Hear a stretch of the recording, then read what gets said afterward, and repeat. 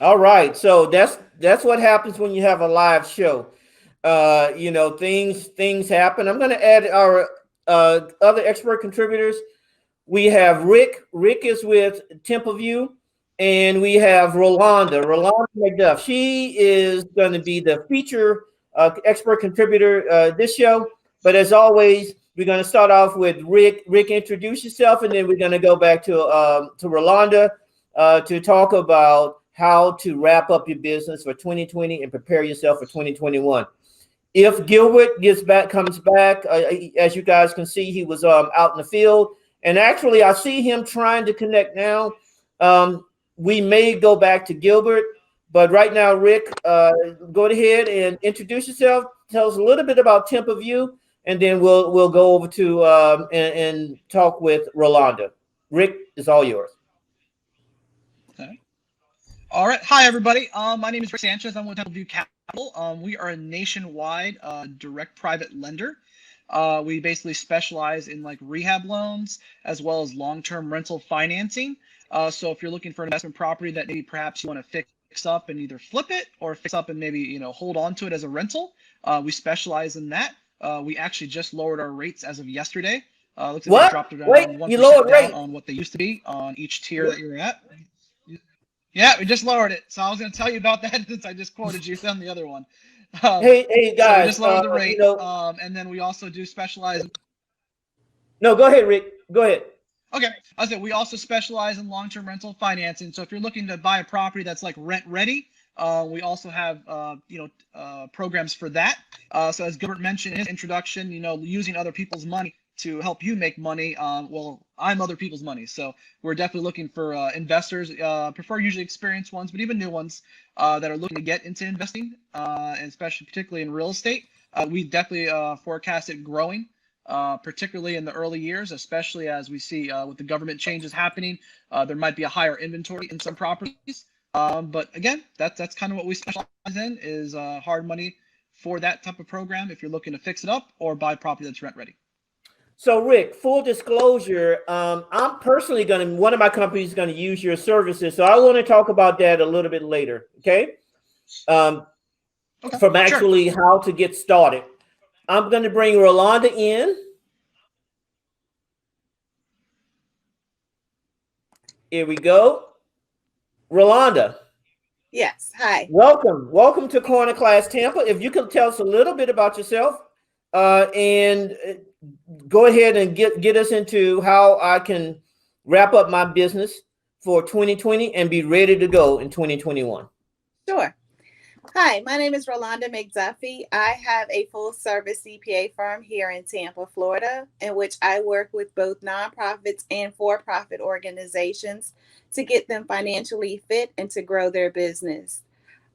Some of the services that I offer include accounting software training, setup and support, of course, monthly and quarterly accounting services, compilation and reviews of financial statements, tax planning, as well as tax preparation and business advisory services. I am also a financial advisor, so it also allows me the ability to assist in helping you pay the least amount in taxes as legally possible, I should say. And so that's where that's a little bit about me. As far as, go ahead. I'm sorry. No, that's okay. So legally possible. That's key because I'm gonna bring Gilbert in because Gilbert is back.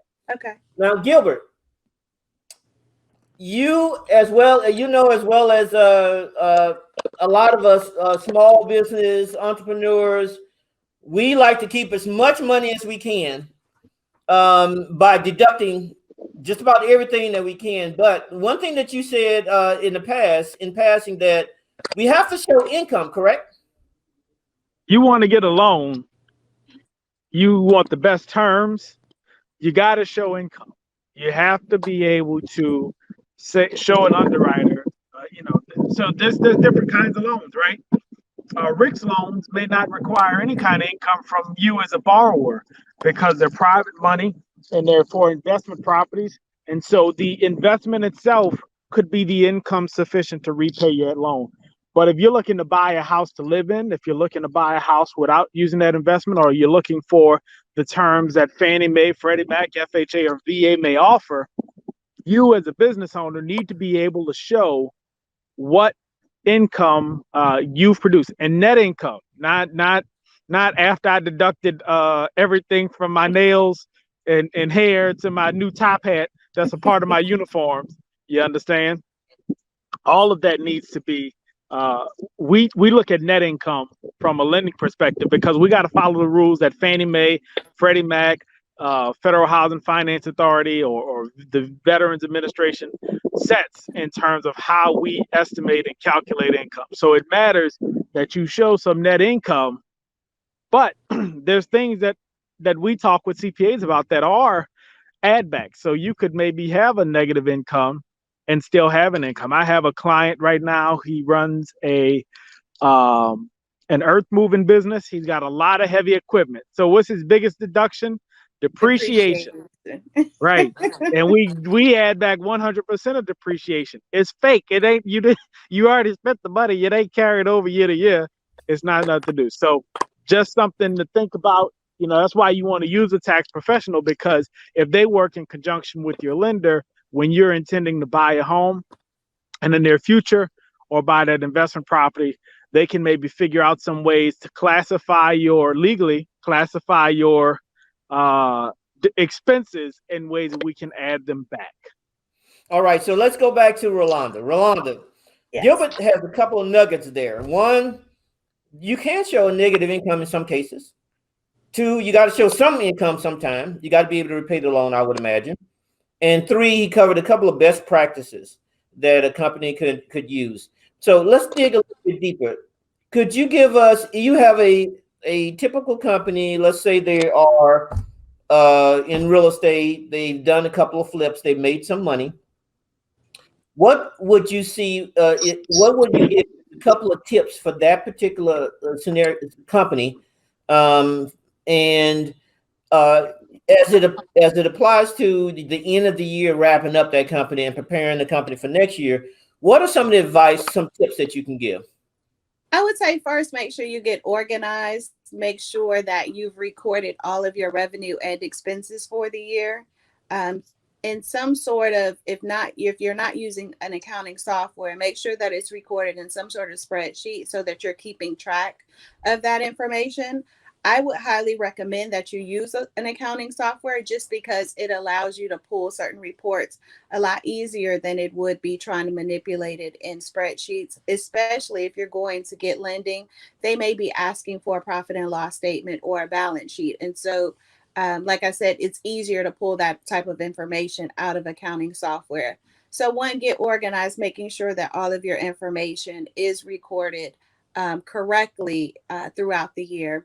And then the next thing I would say is set up a meeting with your CPA so that you can set up a tax planning session. And what that will allow is to look at all of your finance, or look at where you are financially throughout the year, and then come up with some sort of plan of how to minimize your taxes for 2021, right? Tax planning is a totally separate service that's separate from your tax preparation.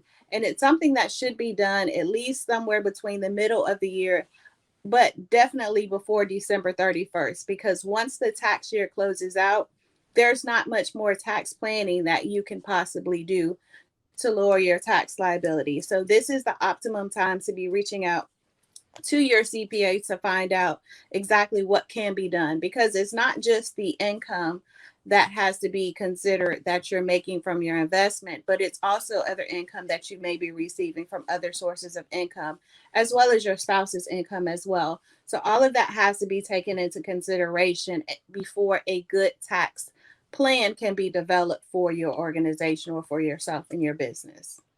All right. So Gilbert talked about depreciation. How does that work? So depreciation is what you're doing is basically writing off an asset over a specific period of time.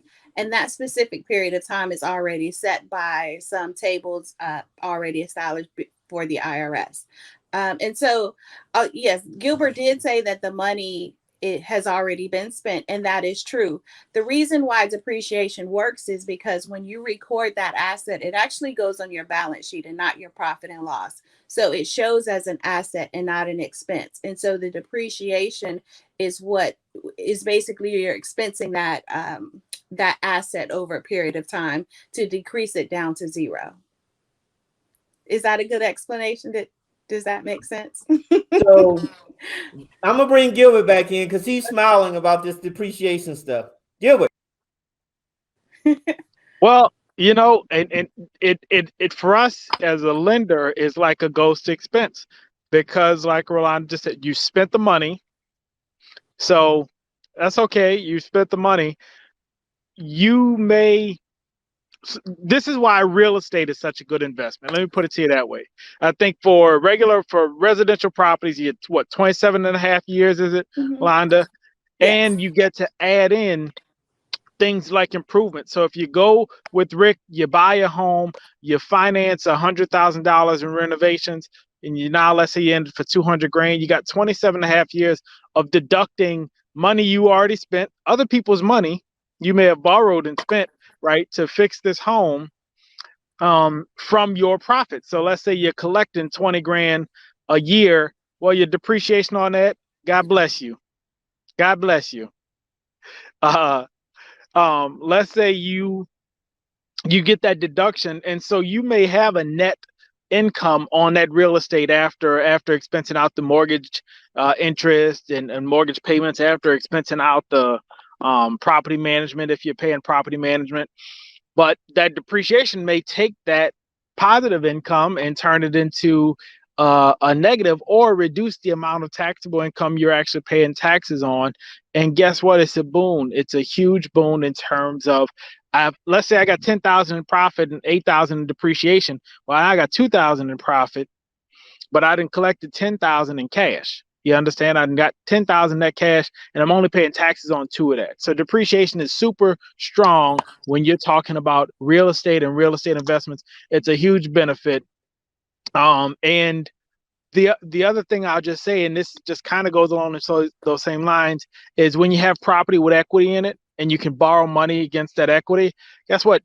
As an investment property, you get to expense the interest that you're paying on that property, and that equity that you've borrowed out of that property is tax-free loans against it. Now, until you sell that property, you don't, and if you don't intend to sell it, you get the benefit of pulling money out of that property repeatedly and not having to pay taxes on it. I mean, it's almost like you do have to pay it back over time, but it's money right now that's untaxed. It's income right now you grabbed that is not taxed income. So real estate is what this show is about, and depreciation matters so much. And it matters because it's money you're making but not getting taxed on. It's cash in your pocket that you're making but not getting taxed on at the end of the day. So now the accountants won't lie, because from an accountant perspective maybe it's different. But if I used Rick's money to get the house and I paid $200 for it, I didn't use somebody else's money to get it, right? And if I can depreciate it and take out the expense, the depreciation expense, I am gonna have to pay Rick back his loan over time. If you have a loan against it, maybe that depreciation is counteracting the money you spent on paying down the principal on that loan you used to get the place.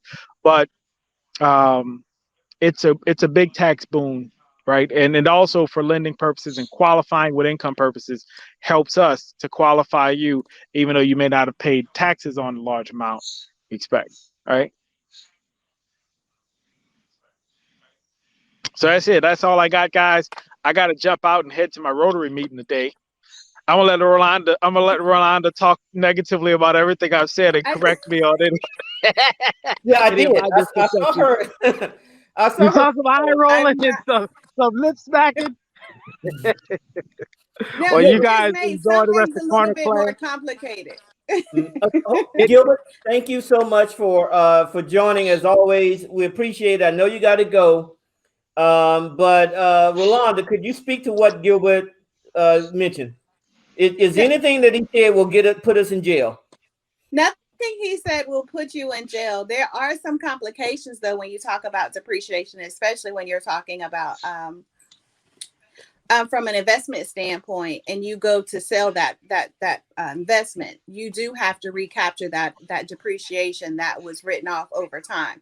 Oh, so that's kind of the one thing I did want to clarify. I don't want anyone to think that they're just free and clear of the depreciation, because it will come back and haunt you once the tax situation comes up. And you, We if never sell property. We well, we okay, never we and that's never. fine. I'm taking it to the grave and I'm going to will it to someone else. I'm not selling it. Okay. So that's Or it could be a 1031 exchange situation as well, right, right? And so it right. kind of, but I just wanted to make sure that, that I stated that part, that depreciation can be recaptured when you go to sell. So, but Right. no, So what we he have said a is, scenario. mhm. And actually, this is what a lot of people are doing. This is what, quite frankly, guys, this is what I'm doing.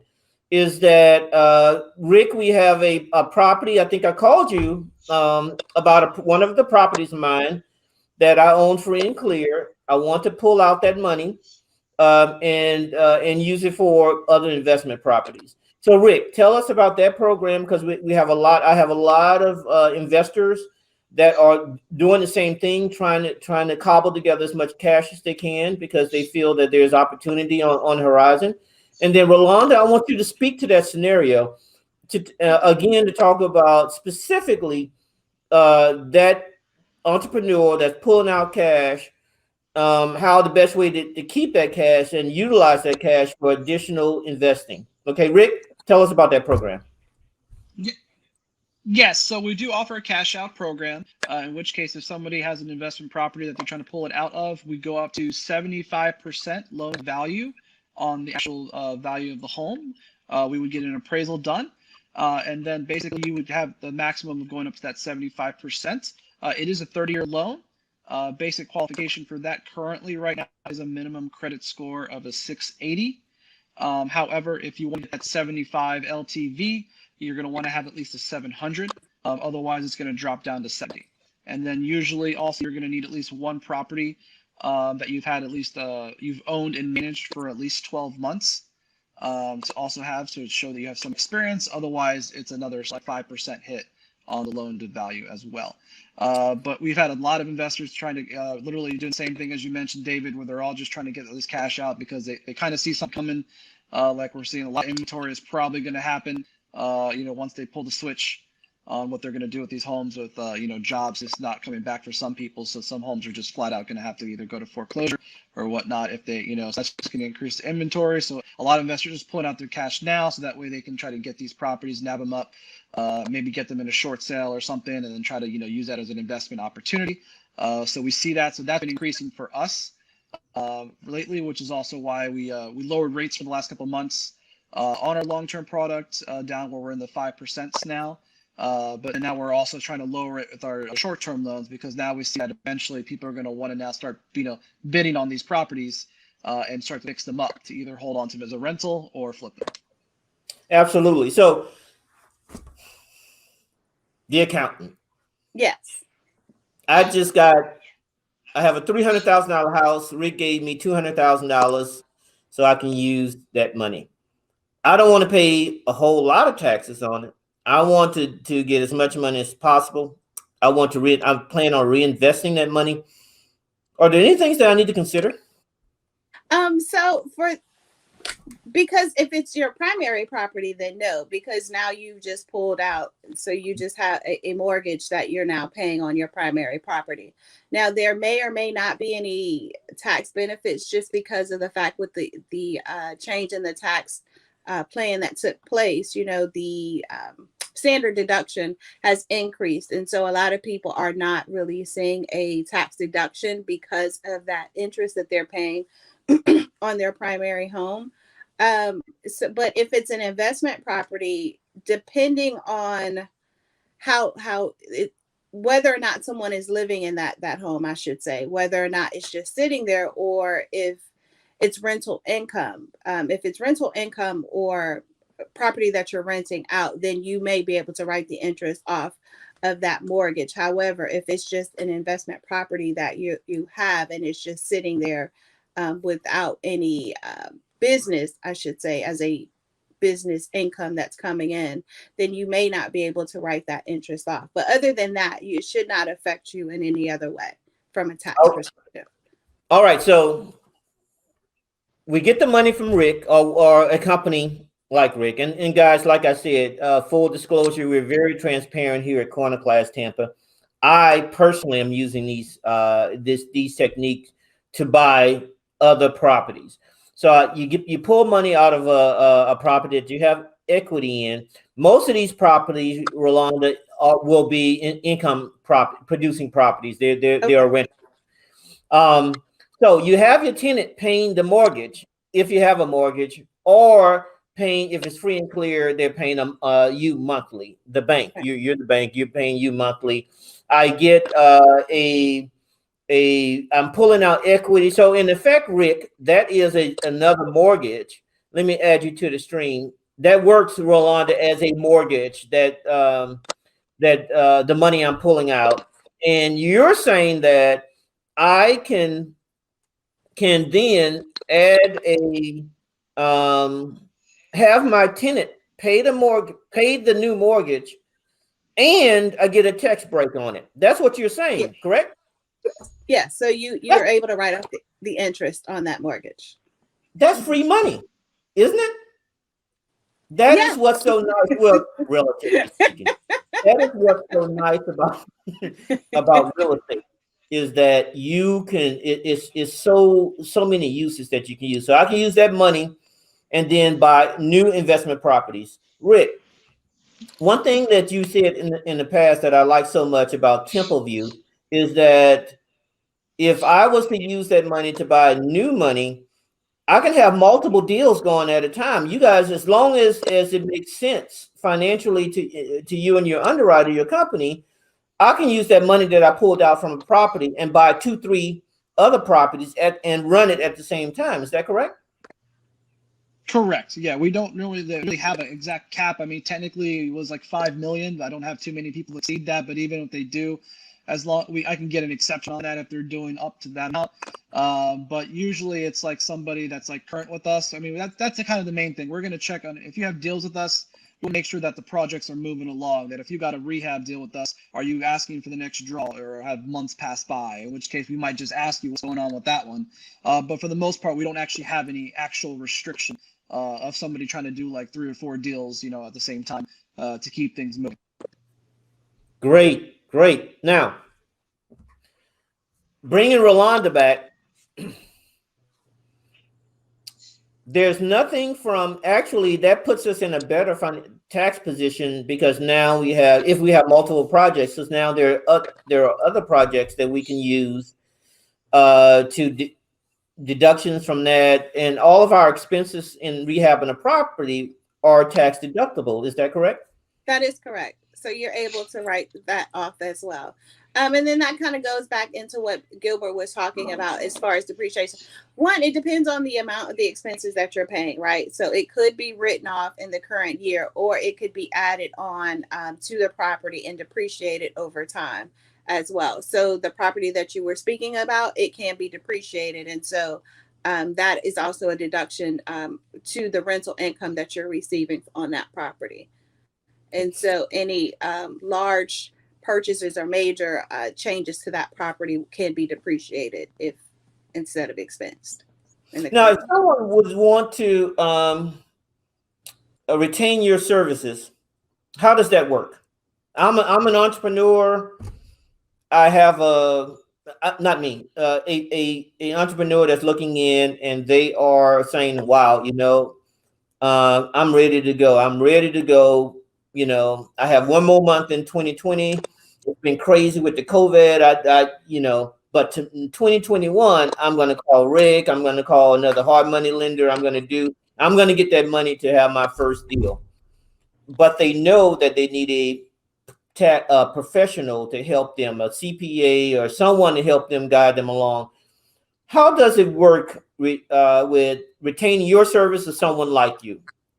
How expensive it is? How is that money could be maybe offset during the tax season? Those type of things.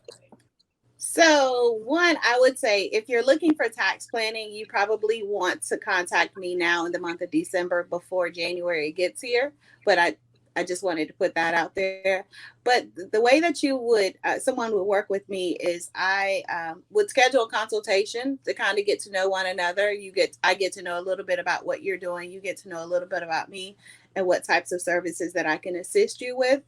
So I do a free 20-minute consultation that could be either over the phone or through a Zoom call to kind of get that face-to-face interaction, I would say. And then once we go from there, the cost of the services are really going to depend on exactly what you need. Every business owner is going to be different. Some business owners want me to do their accounting services. Some business wants me to train them on how to do it themselves. Others want tax planning, or some just want tax preparation. So the cost of the service is just depending on what you're going to need for your specific situation. Through that call, I'll discuss, exactly how I can help you. And then from that point, I'll send an engagement letter to discuss exactly what's going to be covered and the fees that will be, or the fees that it will cost to work with me for that particular engagement. One of the services that I do offer to a lot of business owners is something called a tax planning and business advisory service. And what that does is it allows you to pay a low fee of it, starting off at $125 per month. And that allows you to have consultation services with me throughout the year, as well as me preparing your taxes at the end of the year. And that way you're not necessarily paying every time you want to have a conversation or paying a lump sum at the end of the year to get your taxes done. It's just paid throughout the year for a small fee. And then, of course, it goes up based on the amount of consultations that you feel like you would need.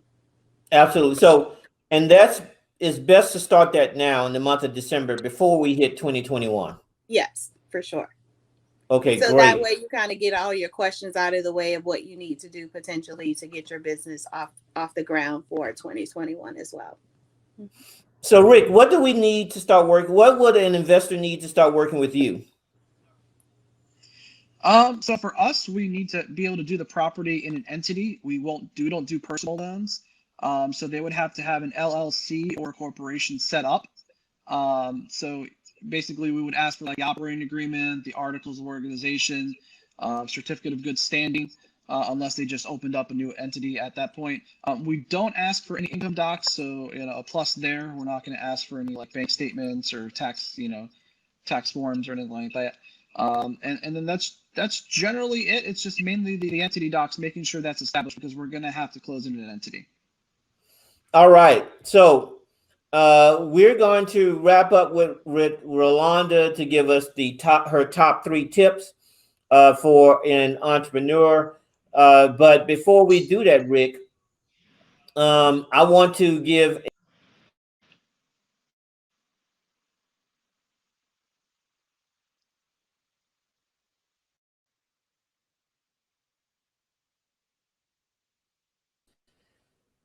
to work with your company. So I have, and this is a new relationship, right? Yes. So this is the process I'm doing going now would be the same process that anyone that's want to start working with your company will be, right? Correct. Will need to do. Correct. So I have a property that I want to purchase.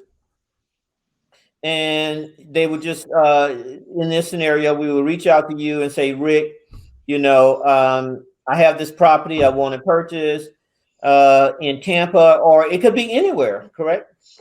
Yes, correct. We are nationwide. And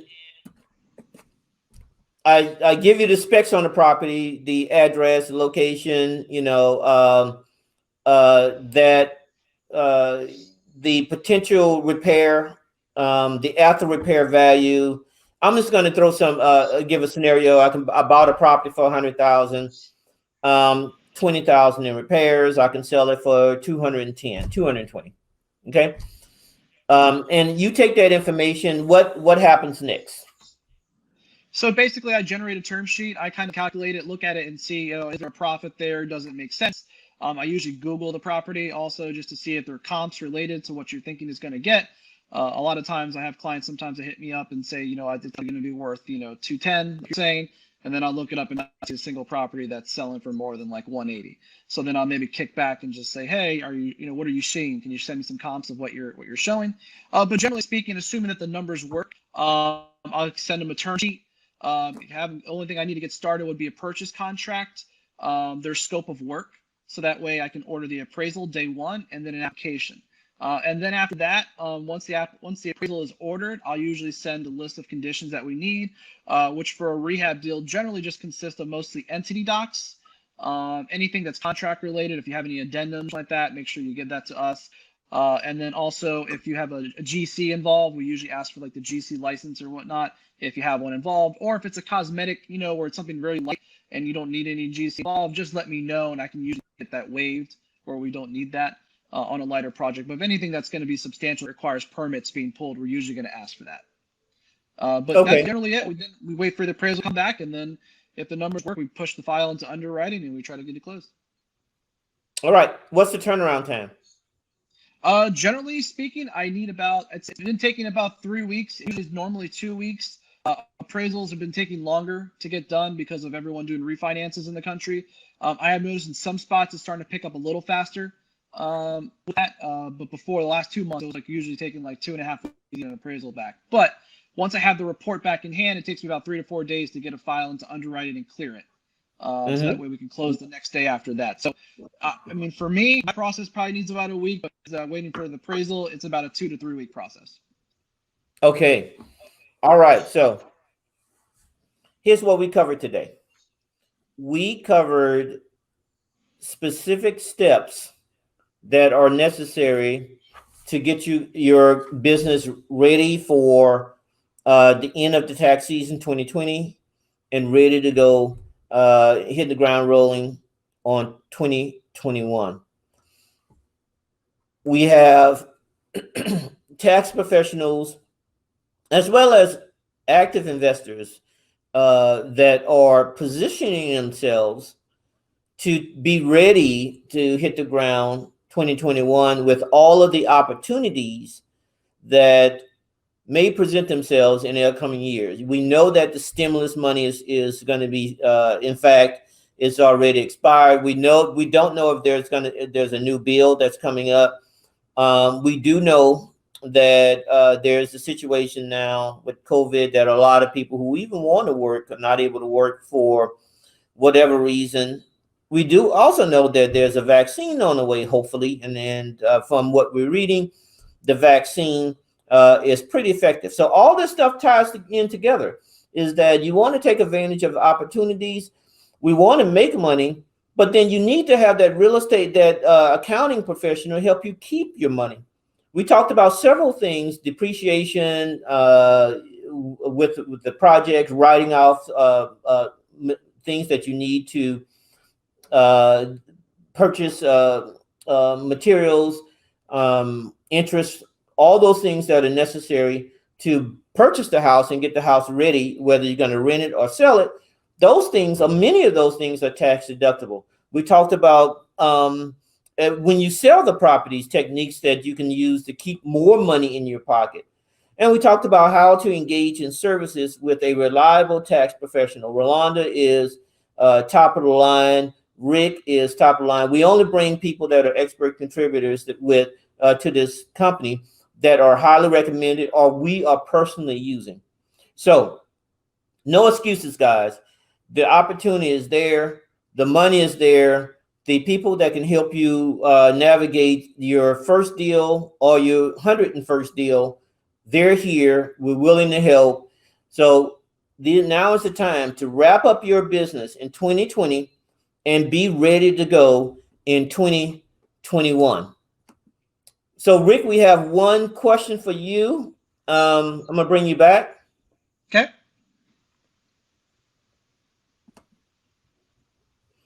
All right, let me get the question.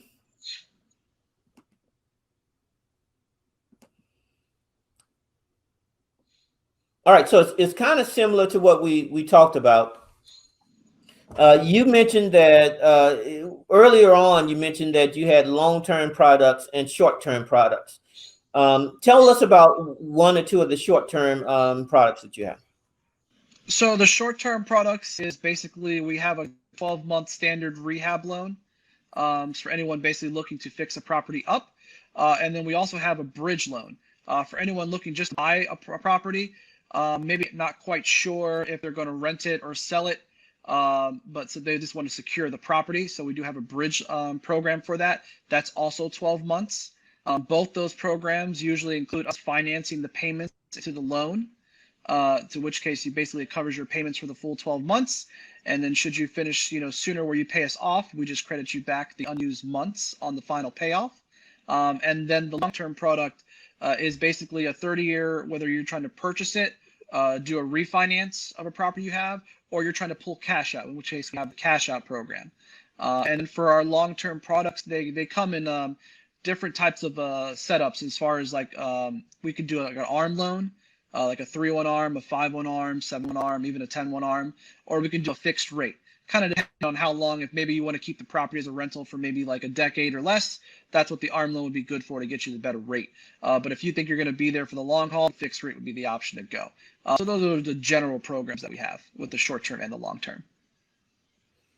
All right. So, Rick, you have the last word. I want to thank you so much for coming, and all of the expert contributors. I want to thank you guys for coming and sharing your time, your expertise. This has been Corner Class Tampa, guys. It's all about the taxes, keeping you out of jail. We'll see you next time.